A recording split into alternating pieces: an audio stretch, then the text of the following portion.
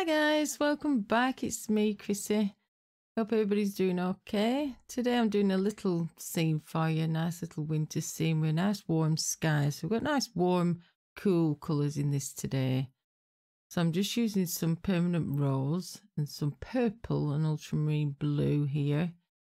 And the yellow is actually yellow ochre, just slightly tinted with some Naples yellow. And on the base, as you can see in the foreground, I'm just using the purple and ultramarine blue mix. So we've got some shadows that we're putting down. So we've got the actual nice shadows that will be under the snow. I'm just darkening this slightly. I'm drying in between each layers, which is quite important. Then you don't get like a muddy mess or your colours mixing into the wrong colours or the opposite colours. So make sure you're drying between your layers. So I brought that pink down across that horizon line, as you can see there, because I want a nice misty feel going on in the background to give a bit of distance. I'm using a soft filbert brush because I quite find this brush is nice to blend with, especially how I paint, because I use really thin layers of paint. I don't use quite thick paint, like you can see here. Doing a nice thin cover over for the snow as a mid-tone. Just a nice bluey grey colour.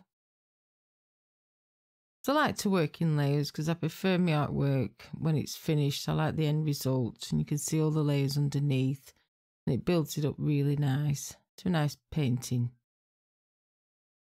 I'm giving that another mist on the horizon. I have dried it off just to make it more distant looking, like I said.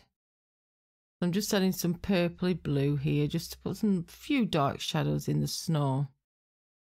I want like a little bit of a bank in there on the foreground on the left. Same mixture again. I'm just putting some distant trees in, no particular shapes, no detail at all. Just a nice colour. Then I've gone over that yellow again. A nice thin layer. Now you don't want that too thick because you just want to scoot it over like I've just wiped a bit off there and come back in with the blue again. So I've let that dry. I'll put another dark shadows in again on my snow. So now I've gone with a nice thin layer of white again. It's just an off-white, so it's mixed with the blue and it's tinted down slightly with a bit of tinting grey. I'm letting each layer dry. I know this is speeded up slightly, but every layer I'm putting on, I've put on a dry surface.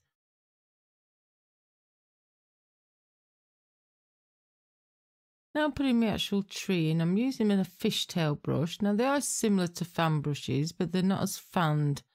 They're more cut straighter, like you can see here. And I love this brush for doing these beautiful pine trees. I think they're really cool for details as well as trees, you know, the grasses and everything else. I really enjoy using these brushes. So this is a really dark green. And this is a family of trees. So I've put daddy tree in. This is baby tree. And I did a little family. Then I put mummy tree in. I just did it randomly. I thought that was really cool. Same colours again. You can see that hint of phthalo green there, which is really pretty. And it looks really nice when it's all finished. So I've dried them off thoroughly because I don't want to do wet into wet. I want a nice contrast going on. So I don't want the paint to mix in to the dark.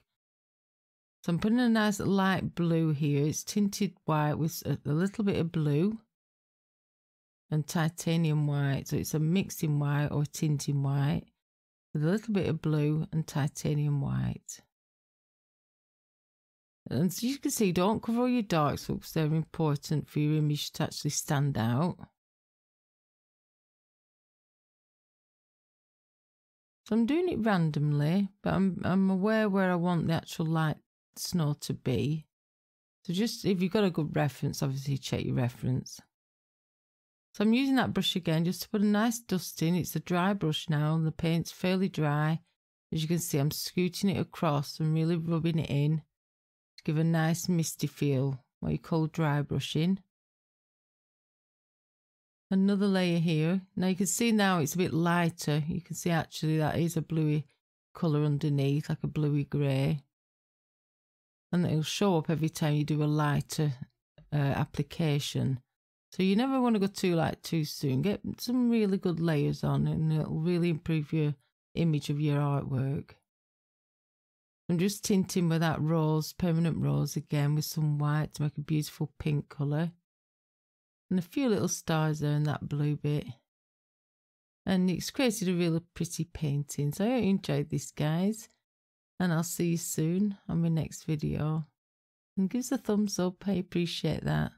On screen now are 2 videos you may like to watch. And if you're not already subscribed, click on my face and be sure to click the icon bell to get a notification. As always, thanks for watching and create something wonderful. See you all soon on my next video.